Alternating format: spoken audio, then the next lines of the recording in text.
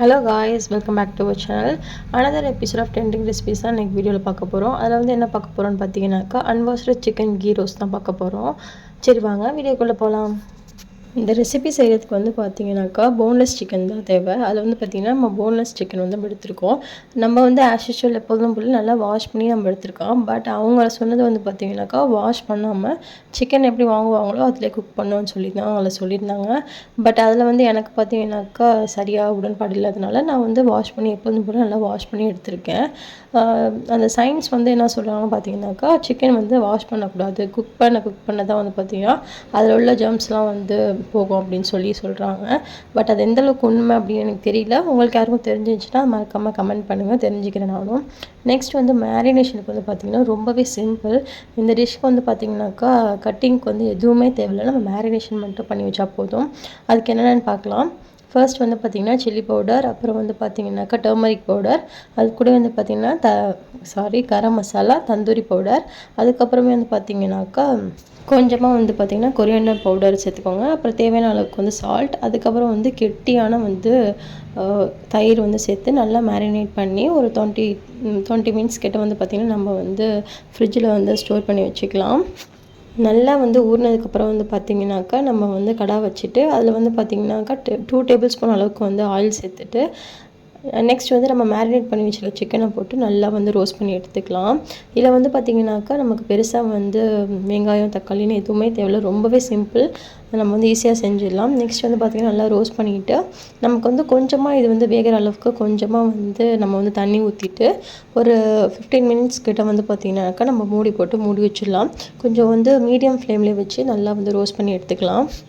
நீங்கள் யாராவது வந்து பார்த்திங்கன்னா சிக்கனை அன்வாஷ் பண்ணாமல் வந்து குக் பண்ணியிருக்கீங்களா? அதோட டேஸ்ட் எப்படி இருக்கும் அப்படின்னு சொல்லிட்டு எனக்கு வந்து கமெண்ட் பண்ணுங்கள். வந்து இதுமாரி சொல்கிறாங்க சிக்கன் வந்து வாஷ் பண்ணாமல் தான் குக் பண்ணணும் அப்படின்னு சொல்லிட்டு வந்து பார்த்திங்கன்னா இப்போ வந்து நிறையா வந்து அந்த மாதிரி ஒரு ஆர்டிகல்ஸ் வருது, வீடியோஸ் வருது. பட் அது எந்த அளவுக்கு வந்து உண்மை என்னன்னு எனக்கு தெரியல. உங்களுக்கு வந்து தெரிஞ்சால் நீங்கள் வந்து மறக்காமல் உங்கள் ஐடியா வந்து ஷேர் பண்ணுங்கள், நானும் தெரிஞ்சுக்கிறேன். நெக்ஸ்ட் வந்து பார்த்திங்கனாக்கா நம்ம வந்து 12 மினிட்ஸ்க்கு அப்புறம் வந்து பார்த்திங்கன்னா நல்லா வந்து இந்த மாதிரி ட்ரை ஆகி வந்திருக்கும். நம்ம தண்ணியே இருக்கக்கூடாது, நல்லா வந்து பார்த்திங்கன்னா நல்லா ரோஸ்ட் ஆகி நல்லா வந்து எல்லாமே மிக்ஸ் ஆகிருக்கும். அந்த நேரத்தில் வந்து பார்த்திங்கனாக்கா நம்ம 2 டேபிள் ஸ்பூன் அளவுக்கு வந்து நம்ம பார்த்திங்கன்னா கீ வந்து ஆட் பண்ணிக்கலாம். இப்போ வந்து பார்த்திங்கன்னா லோ ஃப்ளேமில் வச்சுக்கோங்க. டக்குன்னு வந்து நெய் போடவும் டக்குன்னு அடி பிடிச்சினா லோ ஃப்ளேம் வச்சுட்டு நம்ம 2 டேபிள் ஸ்பூன் வந்து கீ ஆட் பண்ணிட்டு நல்லா வந்து நம்ம மிக்ஸ் பண்ணி விட்டுக்கலாம்.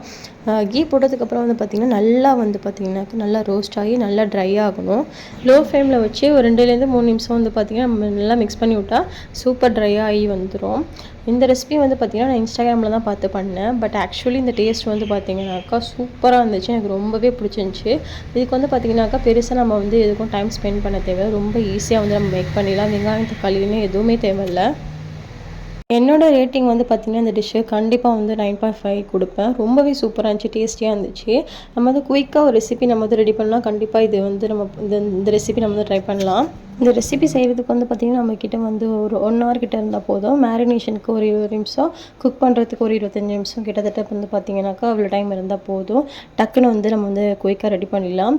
நான் வந்து இது எது கூட ட்ரை பண்ணேன்னு பார்த்திங்கன்னா நல்லா சுடுசாதத்தோடு வந்து ட்ரை பண்ணேன். ரொம்பவே சூப்பராக இருந்துச்சு. நான் கிரேவிலாம் எதுவும் இல்லாமல் இந்த கீ ரோஸ்ட்டும் அது கூட வந்து பார்த்திங்கன்னா ஒயிட் ரைஸ் நல்லா சூடாக எடுத்து சாப்பிட்டேன். ரொம்பவே சூப்பராக இருந்துச்சு. கண்டிப்பாக ட்ரை பண்ணி பாருங்கள்.